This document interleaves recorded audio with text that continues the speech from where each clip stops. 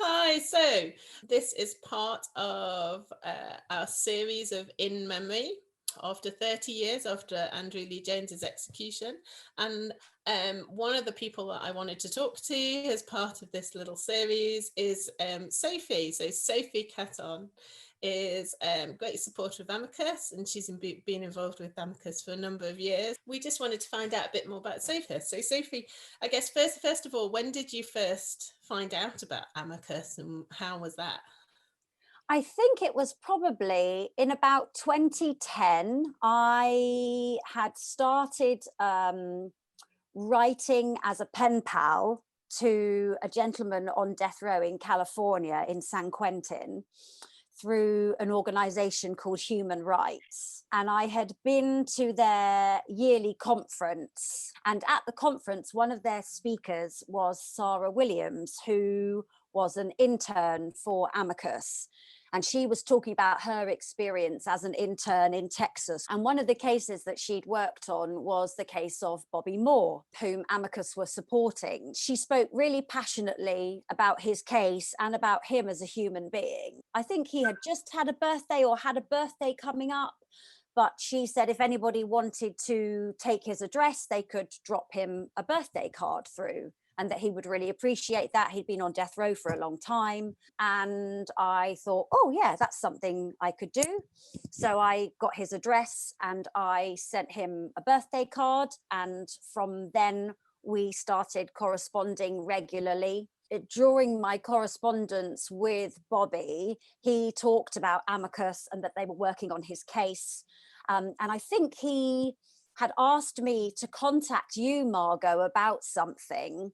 So I contacted the Amicus office, and then we got to know each other. And then I got to be more involved with Amicus. I became a member and I started going to events and the yearly celebrations of Amicus, and yeah, just kind of slowly got a little bit more involved.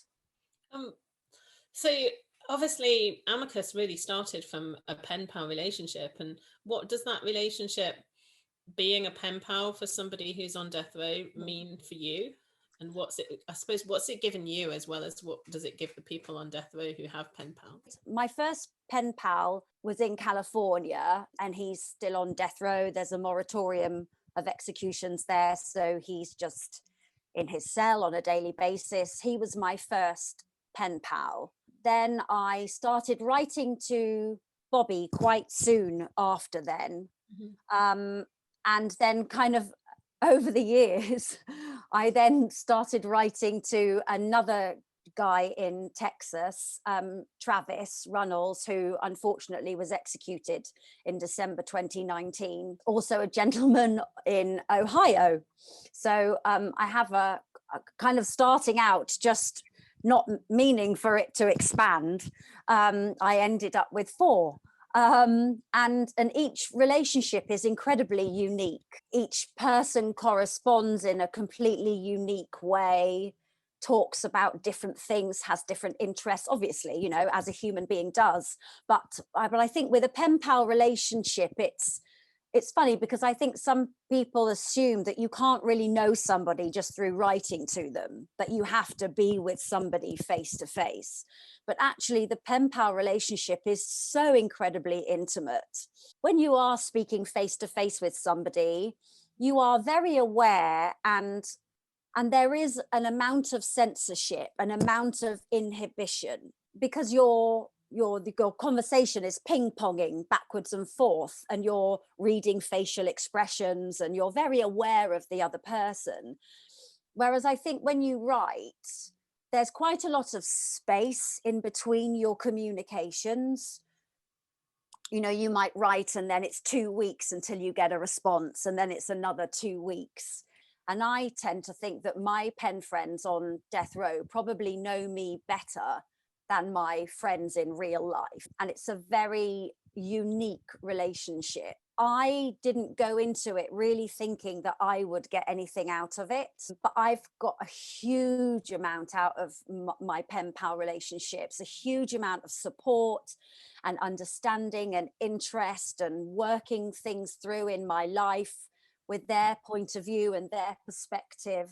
Travis, who I wrote to, used to close all of his letters with 5 questions. He would ask me questions at the end of his letter and I would respond, and then I would ask him questions at the end of my letter.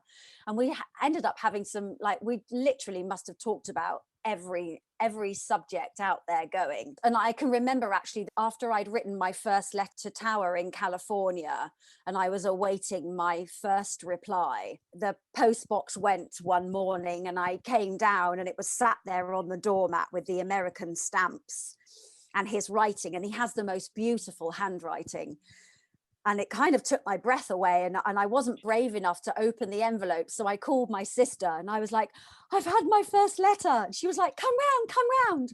And I went round to her house and we sat on the bottom of her stairs at her front door. And I opened the letter and read it out loud. And by the end, both of us were in floods of tears. I don't even know why. It felt very bizarre knowing that that letter had been written in a cell on death row by a man I'd never met, who would become one of my best friends. In 2013, I had applied to the New York Marathon as a kind of lottery, and I never thought I would get a place in a million years. And then my name got pulled out in the lottery and I got an email saying I had a place in the New York Marathon. So in 2013, I went to the States to do the marathon, and I also then went to Texas and visited Bobby. At that time, I wasn't yet writing to Travis, so I didn't get to meet Travis in person, but I met Bobby and we had 2 4-hour visits with each other. And then I went on to California and I met Tower, who I was only supposed to have a 45-minute visit with, but the guards forgot about him and our 45-minute visit turned into a 5-hour visit. And the only reason it ended was because he got so desperate to go for a pee that he literally said, I have to go. And I know once I call attention to myself, they'll end the visit because they'll realize that they've made an epic fail.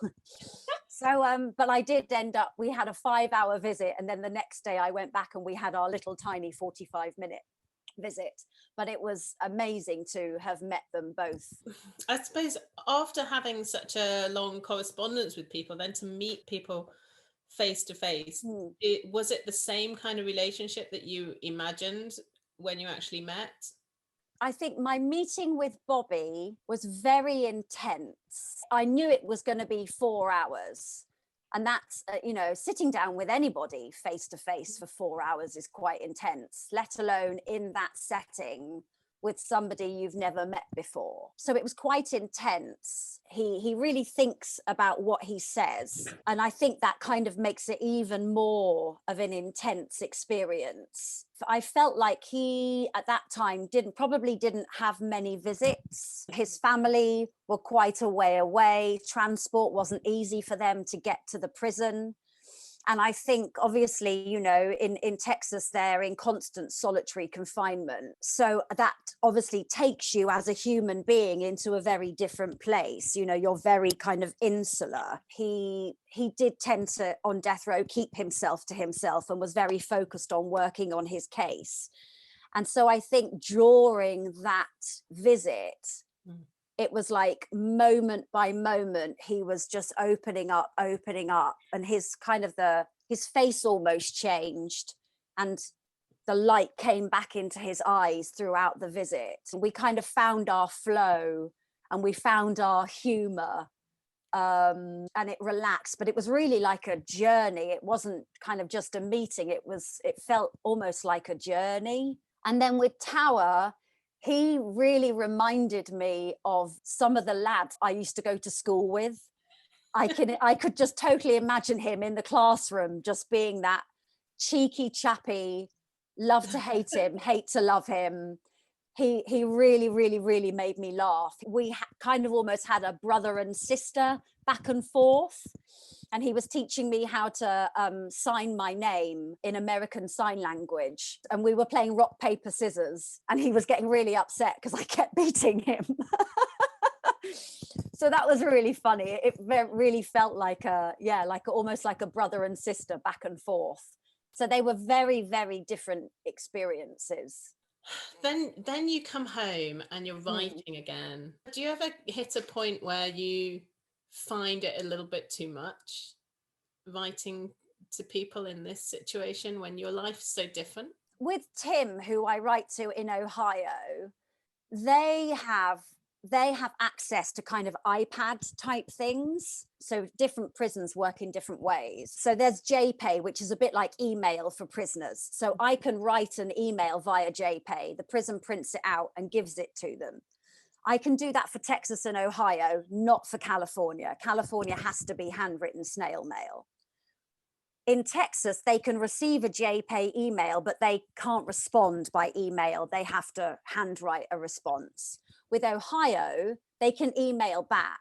So Tim has access to JPay. He can email me. So he can respond straight away. And that can be quite hard to keep up with. Because of the speed? Is that because of the speed of response? Okay. Yeah. So at first, I think I felt pressure to respond. Whereas now I don't put that pressure on myself, and I respond when I have something to share, or when he messages me with something, some kind of significant news, then I'll respond straight away. But I've kind of allowed myself to have that space.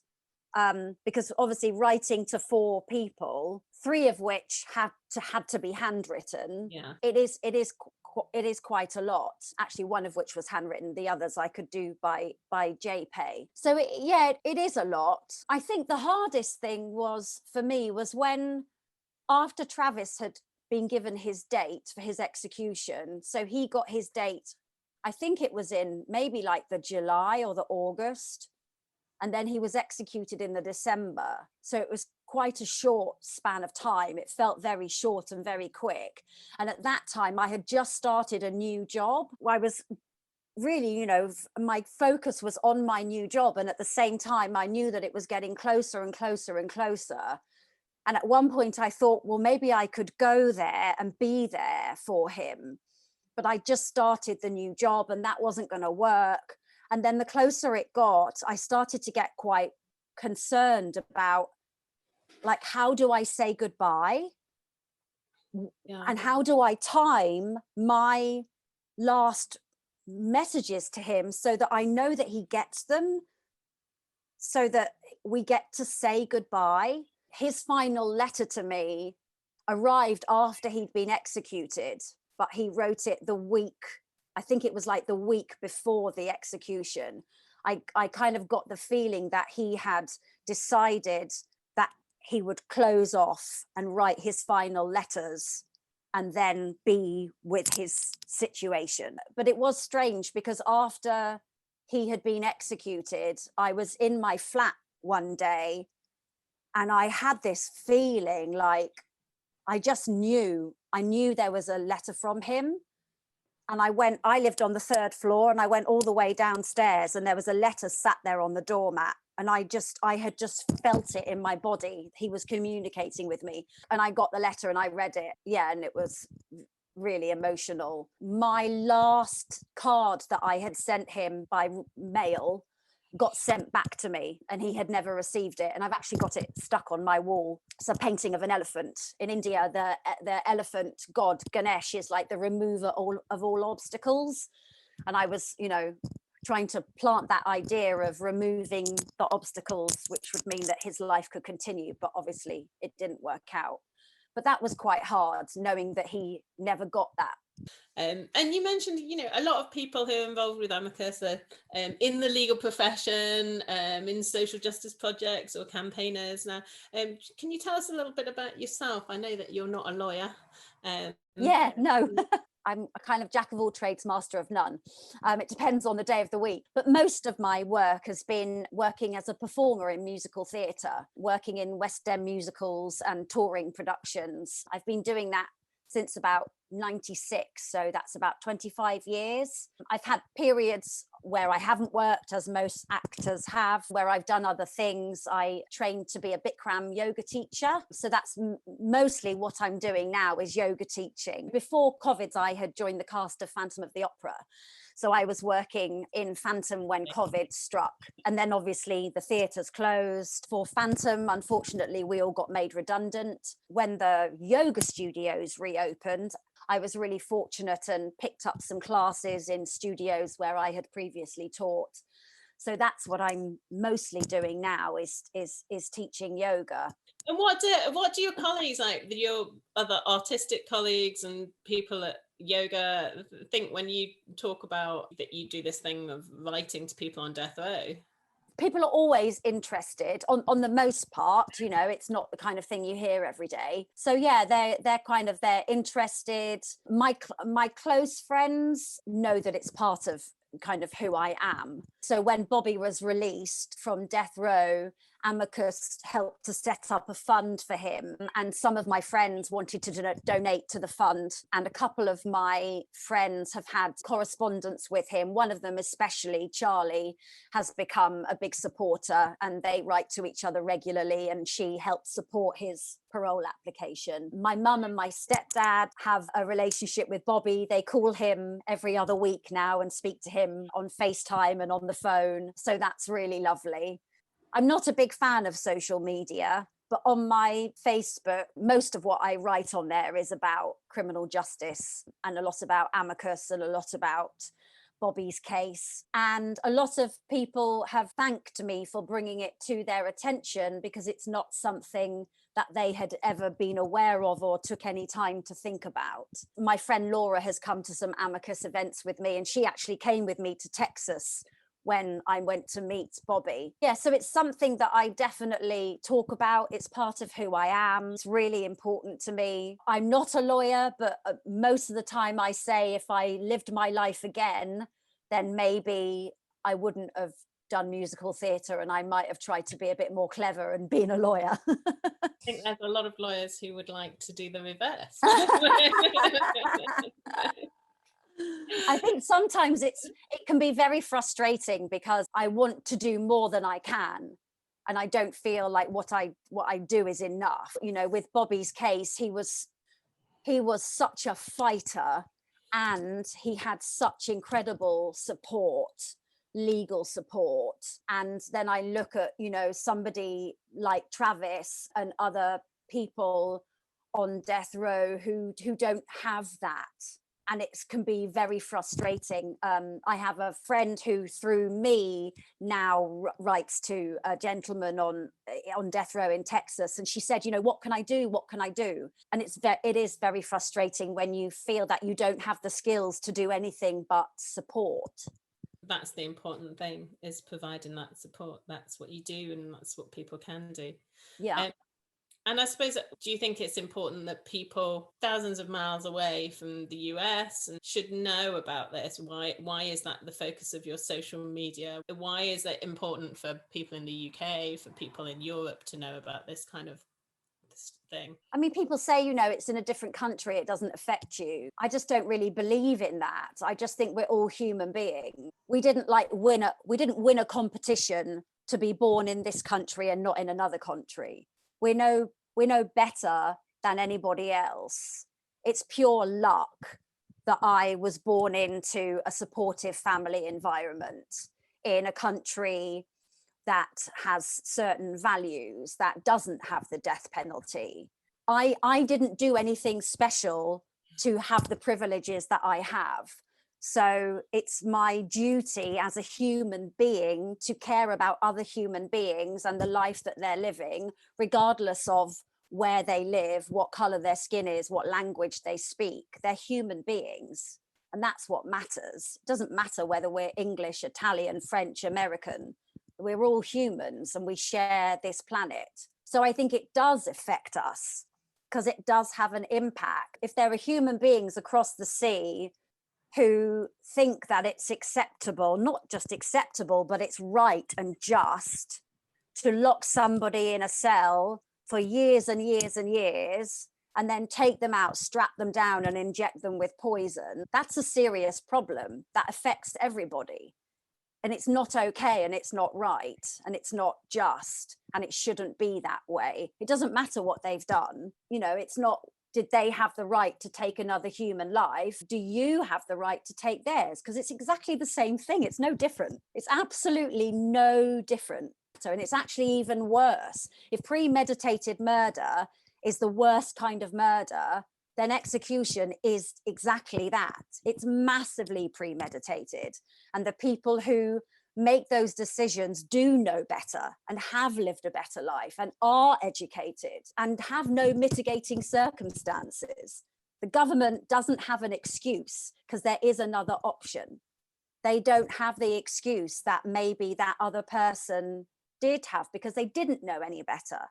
And they were brought up in a difficult situation and they did have mental illness or post-traumatic stress or whatever. The government and the governors and the states, they'd have no excuse. They are purposely, consciously locking somebody up, strapping them down and murdering them. You know, that's what's on their death certificate, homicide. They have been murdered by the state. I just cannot understand why that's okay. I guess I choose to bring people's attention to the reality of it, to the actual, like, you know, it's not just, oh, that person killed a person, yeah, they deserve to die. Like, if you're going to support that, then really know the facts and really understand what you're supporting and how the death penalty actually works and who gets represented and how the jury is chosen and what states do it and what states don't do it and the methods that they use. And, you know,